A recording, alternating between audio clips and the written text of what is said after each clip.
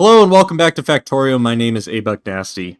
In today's exciting video, we're going to be exploring Linux versus Windows. We're going to put them head to head on which one is better for running Factorio. For the longest time, I've been running Windows as my primary operating system on my specific computer that I use for all the videos that you see on this channel. I've been told in multiple comments and on Discord that I really should be trying Linux as it is better. I've kind of doubted this for a long time, and I'm very happy that finally I've had time to go and sit down, because I can tell you right now, Linux is definitely superior for running Factorio. Woob is awesome. They developed the game to be able to go and run it in terms of on any operating system, so they've made it platform agnostic. So you can run it, and you can download a standalone version that can run on Linux, Windows, and Mac OS, which is amazing that they have that kind of level of support, and I wish more game developers did the same thing. So out of those different flavors, the question that kind of came to mind in my head was, okay, so should I run the standalone version or the Steam version? Should I run Windows or should I run Linux? Should I use any of the well-known additional libraries? And I'll say well-known with a caveat. There's additional libraries that you can use to inject into the game at runtime, rather, so when the game first starts, to modify the way the game interacts with memory. We'll dive into that later, but the concepts are, let's go and explore both of those libraries and those concepts that existed, and they've existed in the 1.x days. There's many forum posts about both Mimalloc, however you want to pronounce it, and also using a concept called large pages or huge pages. If you're not familiar with that, don't worry, I'll break that down, I'll explain what those concepts are, but at a high level, what we're doing is exploring all these different versions, running the exact same save file, and I'm using my actual save file that I use for, that's my megabase, to compare all of these different ones. So we'll dive into that in the next part of the video, so stay tuned, and I'm excited to talk through all the results.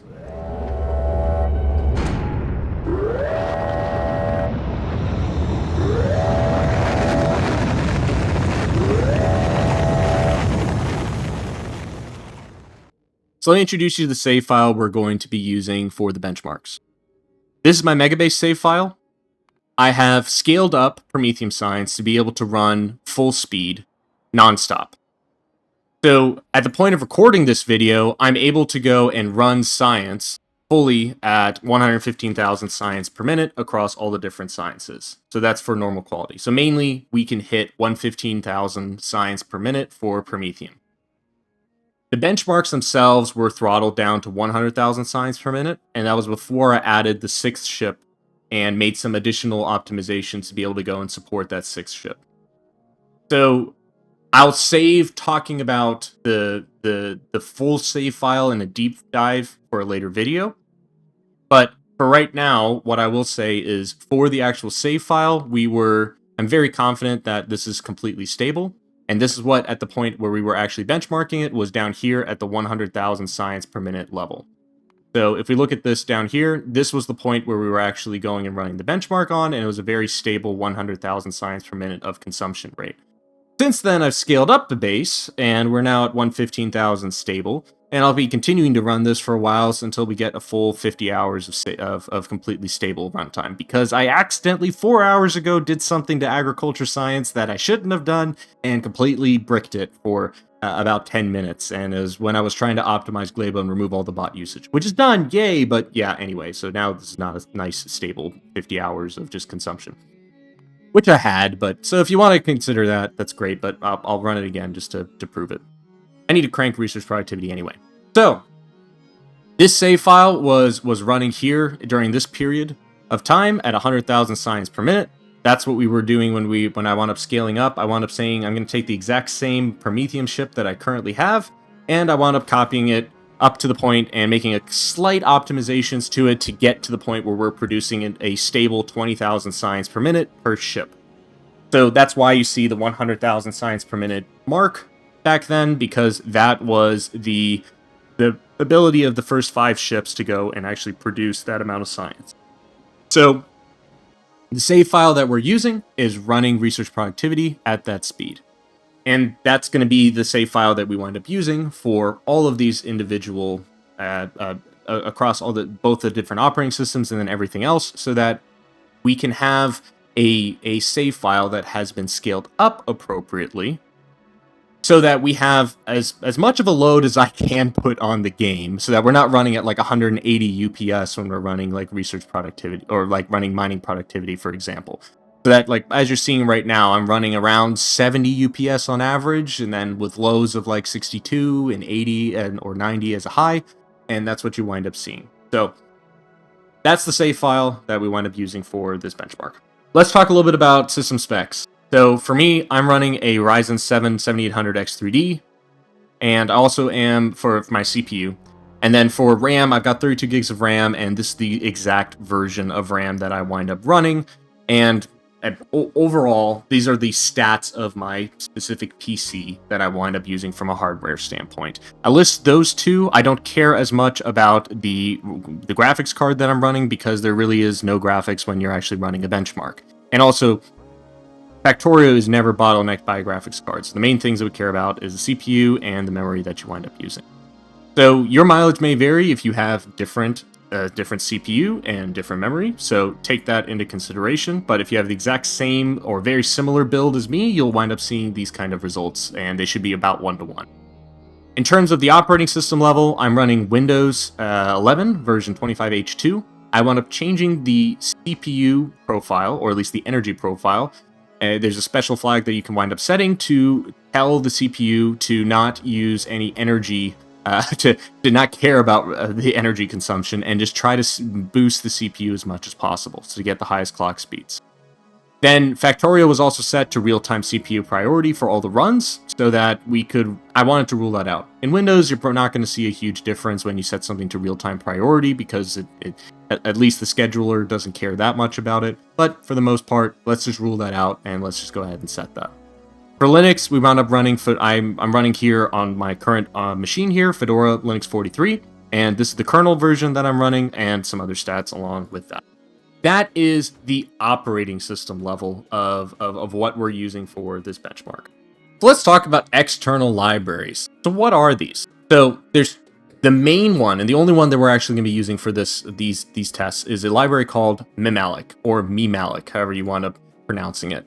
It's a library that's been developed by Microsoft, and it is a drop-in replacement for Malloc. If you don't know what Malloc is, don't worry about it. The main thing is it's a function that is used within games like Factorio, written in C++, to go and allocate memory and remove memory. So whenever it says, hey, inserter, I am going to do something with you, there's a point in memory that contains the information about that inserter, right? So it has to go access it, maybe update it, because it has to go move it or something, There's going to be pages and places in memory that are going to be used.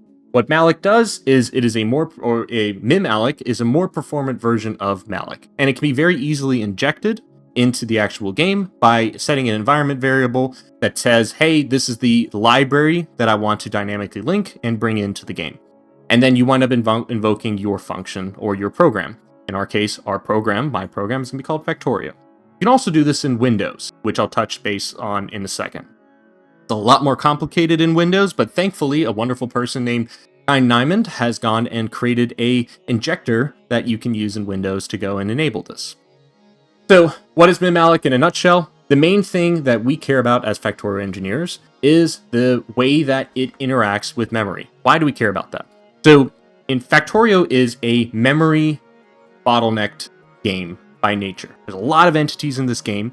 So your CPU matters in terms of your overall loop time, but if you can't access memory fast enough, or especially if your memory is scattered all over the place, that can introduce its own bottleneck. So what Mimalloc does is it boasts eagerly page purging. So it allows you to reduce your memory pressure and fragmentation, especially in long-running programs.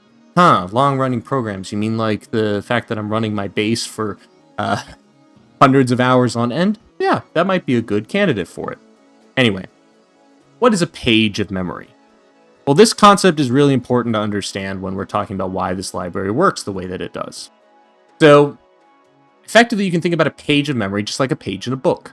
So you're going to have lots of stuff that can be on that page. You can have text, you can have data, you can have numbers, you can have all kinds of different things that are in there. So in this case, let's say Factorio, right, is going to have access to the number of pages that are assigning to it, right, in memory. So across the 32 gigs of RAM that I have, it'll have a lot of different pages that are scattered all over the place that it can wind up accessing. So it'll access some stuff for this inserter or that assembly machine, or like a running process that's in the background, or like the pollution that's growing, etc. All that has to be stored somewhere in memory so that the game can access it. So what happens over time is the game won't need anymore a block of memory, which will then get freed up, and another program can go and grab that page of memory. So again, using the book analogy, let's say we have lots and lots of pages that we're accessing. Well, if we can more eagerly remove the pages we no longer need, then we can have a higher chance of the game itself keeping those blocks very close and tightly together. So that's one of the things that's nice is, let's say I have 1,000 pages in between that are not relevant to Factorio. Well, now we got to skip a huge amount of address. Instead of reading these 3 blocks here, I could maybe, instead of this, I'm saying, hey, as the CPU, I want to access these 6 blocks, these 6 pages. Well, now I got to skip one and I have to read these 3 and then these 3, right? So if they're all bunched together, that's better for the actual game. Now, we can take it a step further, and when we're talking about Mimalloc, we can start talking about larger OS pages. Now, large pages are not to be confused with huge pages, which we'll touch on in a second. But large pages is something that is out of the box already enabled in most operating systems. So you're going to have, by default, most programs are going to have access to 4 kilobyte pages of memory. For very memory intensive applications like Factorio, that means that you're going to have a relatively, the amount of stuff that can fit on a single page is 4 kilobytes. That means you're going to have more overhead, you're going to have more page faults, and it's going to take more time to manage. So if we increase that using, quote, large pages, that bumps it from 4 kilobytes to 4 megabytes, which is the default, at least on Fedora, that I'm running. So when you do that, you're going to wind up having less overhead, you're going to have fewer page faults, and less management overhead. Just like the book analogy that you're seeing here, and we're going to continue to borrow from that. The image on the left it's the same information. Both these books are equivalent. The difference is that there's many small pages of memory, which is good for most general purpose applications. But in the case of Factorio, it's going to benefit from having larger chunks of memory because it's going to access and cache a lot more of that memory over time. I'm not an expert on this, but this is kind of the general overview of what these two different concepts are. So when I talk about large pages, that means that we're referring specifically to this size of an increase. So now when we step up to huge pages, now we go from the 4 megabytes that we just talked about a second ago, and we wind up having to make some operating system changes to enable now 1 gigabyte size pages. So the reason why you wind up making an operating system level change is you want to pre-reserve this amount of memory, because that's a lot of memory to go and start isolating, right? So 1 gigabyte is a huge block. Like I said, like my computer's got 32 gigs of memory. So 1 is 1/32 of that amount of memory, or 2, or etc. So it's a good chunk. And because of those pages that we were talking about before, if then they can get split up, it's going to be rare when you're first starting your computer that you're going to have a huge section that's going to be, completely free of 1 gigabyte, especially on Windows. So that uses a lot of memory right from the get-go. So as you run more smaller programs, it's going to be harder and harder for you to get that amount of memory. So in Linux, you got to make some kernel settings and you got to make some changes to enable the huge pages that you wind up seeing here. And I've created some commands here and some grub settings that I wound up setting in Fedora to go and enable it. But effectively, when I start up my computer, I wind up reserving 2 1 gigabyte size pages. So really, really big pages, right?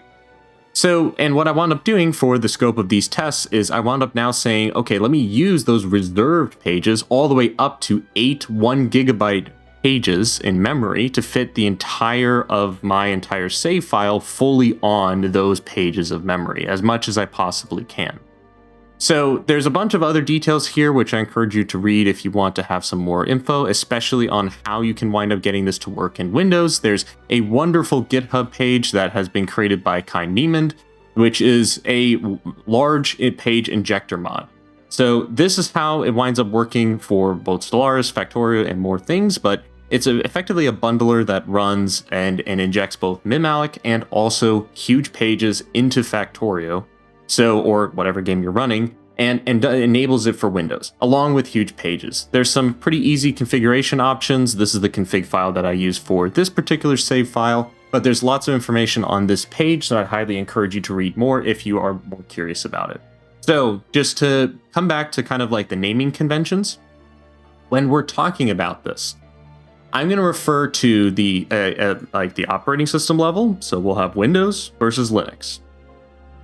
The other thing that I'm going to mention is I'm going to say sometimes Standalone versus Steam. Standalone is the version that you can download from Factorio's website. Steam is the distribution that you get from Steam, right?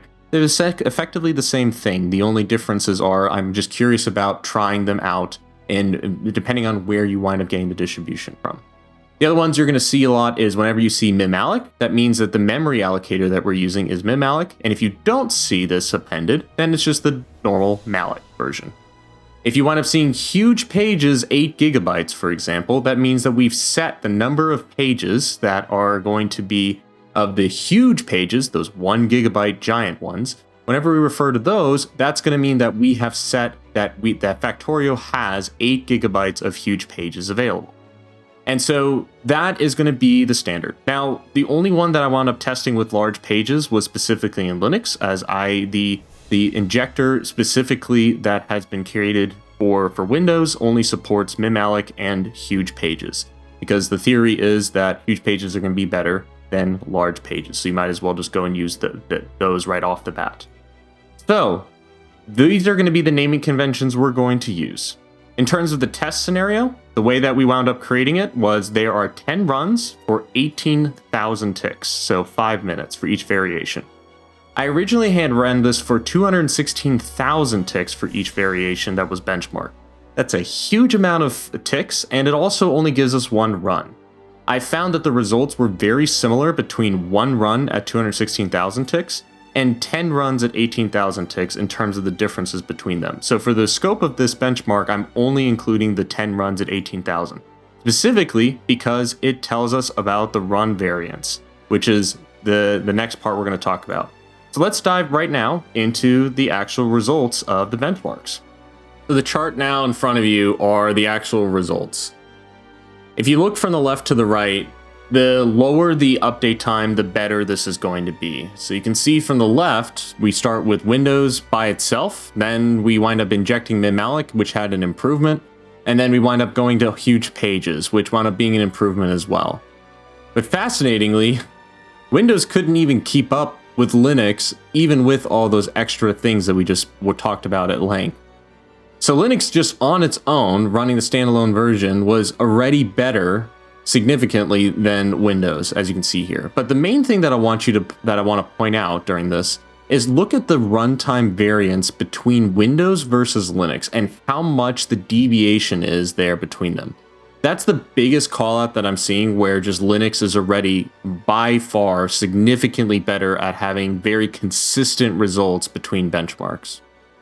Now keep in mind that this was a 5-minute sample. So when we're looking at these kind of a spread of the differences in execution time, you're looking at like Linux going and taking 260 seconds to go and complete versus Windows taking 314. That means that it's going to perform worse on Windows. But if you look at it, the difference between runs was up to 14 seconds of a difference on Windows. Now, if you compare that against just any version of Linux, it's already under 3 seconds. So that's a huge difference in spread. Now, the versions without Mimalloc, it didn't seem to really make a huge difference if you're running Standalone or Steam. It just happened to be that the Steam run itself was really tight, all under 1 second difference between all of them. So I care a little bit more about the actual spread across these, more than I even care about the update time, because that's going to be better for me to use for benchmarking. So Linux is already a clear winner in this category. So the one category that everyone cares about is how much more UPS do I wind up getting? So let's go and talk about that. We're going to break this down by each of the individual metrics as we go through them. So let's start by looking at the overview. Here's all the metrics that we wound up collecting across all the runs and the breakdown in terms of entity update time. So entity update time is the time spent on individual components, assembly machines, inserters working actively doing something. Then we wind up seeing that there's control behavior update time. So that's like circuit conditions being sent and components being turned on or turned off by control behaviors. Then you have transport lines. That's, and basically belts moving, right? And calculating that, merging, etc. Then you have electric heat fluid circuit update. That's going to be the things that are, the calculating the electricity, the heat and fluids. They're all a combined metric that are being used across all the different entities in the system, right? So the more fluids that you have, the higher your fluid circuit update time is going to be, right? So if you think about that, those are all the network times. Then you have space platforms, which is all on its own, particle updates, and then anything else that's outside of that. So those are all the stats. What we're going to do is, because I found it so interesting, let's start with talking about entity update time in isolation. So entity update time, when we look at this here, you wind up seeing that there is a very clear advantage of running Linux. So when you're looking at like the Windows standalone version versus the Linux standalone, and let's go ahead and just break that out into its own category, you wind up seeing a 19.48% improvement just in this category alone. That's almost 20% better of just running Linux versus Windows straight up. Now, if we expand that out to see the scope of the entirety of it, you wind up seeing that, okay, when you switch to Linux, you see that 20% improvement over Windows. Now, when you add Mimalloc and you wind up adding the Hugepages mods to that, Windows winds up getting slightly better. So it winds up going and seeing effectively a like 3% improvement and then another 3% improvement by changing from like A/B comparisons. So the difference between the standalone version of Mimalloc, or sorry, the standalone version of Windows versus adding Mimalloc and Hugepages wound up bringing entity update time from 11 milliseconds down to 9.8. However, the moment Linux is introduced, we're already at a baseline of 9.2 milliseconds. So that means that right off the bat, Linux wins even with all those additional mods and things that we've added in Windows to try to improve it. So the argument here is, yes, you can improve the performance of Factorio and not switch your operating system, but just by switching your operating system, you're going to pull ahead of even all the other additional things that you wind up adding in Windows. So that's already a leg up for Linux in this case. Now, we talked a lot about large pages versus huge pages. So let's break that down in terms of how it impacted the entity update time. So the standalone version and going to the Mimalloc version of it, you wind up seeing that we wound up getting a performance improvement of 6% just by going and doing that. So that proves that the library alone is more performant than the Malloc version. Now, when we switched when we wound up enabling large pages, so as a reminder, from 4 kilobytes to 4 megabytes, we wound up seeing about a 0.36% improvement, so not a huge difference, but we wound up seeing an improvement nonetheless. Now, the big differences come in once we start allocating Hugepages. So this is not as large of an impact as you might expect. Like if you look at the spread here running in Linux, right, this is still a 15% improvement overall. That's a huge amount, don't get me wrong. But I'm saying with each increment, as we give the game 2 gigabytes versus 4 gigabytes, so 2 pages, 4 pages, and up to 8 pages, you wind up seeing a kind of a linear response to this, which makes sense given the size of my save file. Now, if I wound up giving it 16 gigabytes, I would expect to see almost net zero difference because my save file only consumed about 8 gigabytes of memory as a whole. So running Hugepages does help, but it's not as large of a difference as just adding Mimalloc. So the extra work that you wind up doing can give you about an 8% improvement, but it is not, which is in line with a lot of the other blog posts that I've seen in the past. So it seems that it's still relevant for 2.0. So now that we've talked about entity update time, let's talk about multi-threaded performance. So that's going to be your control behavior update times, your transport line update time, and your electric heat fluid circuit update time. What I found kind of interesting is that Linux on its own performed like the baseline, the standalone and the Steam version was about the same, but it wound up having slightly higher multi-threaded update time compared to Windows. And so even though when we actually ran the benchmarks in Windows, they wound up there wasn't a huge difference between running Mimalloc or Hugepages and running that on Windows in terms of its impact to the multi-threaded performance, but it had a much larger impact to Linux, as you can see by this graph here. So when we're talking about actual numbers here, if you're looking at this, like the differences there was Windows was about 1.6% better than the standard version of Linux in terms of multi-threaded performance. I don't know why this is, but it is nice to see at least that when you added these additional libraries and things to Factorio, that we wound up seeing that it pulls ahead a little bit of Windows as well. Now, the whole difference in terms of the whole spread here is that from the Linux standalone version on the bottom all the way up to the Mimalloc with Hugepages and 8 gigabytes winds up being about a 15% improvement from the least to the worst. So it's interesting to wind up seeing the impact that this has. My theory there is just that now that you have a better memory allocator, since I do a lot of things with circuit update time across the whole base, that there's less switching of those individual pages that is going on. So somehow Windows Scheduler winds up being a little bit better in this particular context right out of the box, but once we add Mimalloc, Linux clearly pulls ahead. Now, if we talk about Hugepages on its own, let's bring out all the metrics related to that. So you can see here that Hugepages has kind of what looks like a linear response in terms of as you add them, but it isn't anywhere as near as big of an impact as I was expecting it to be.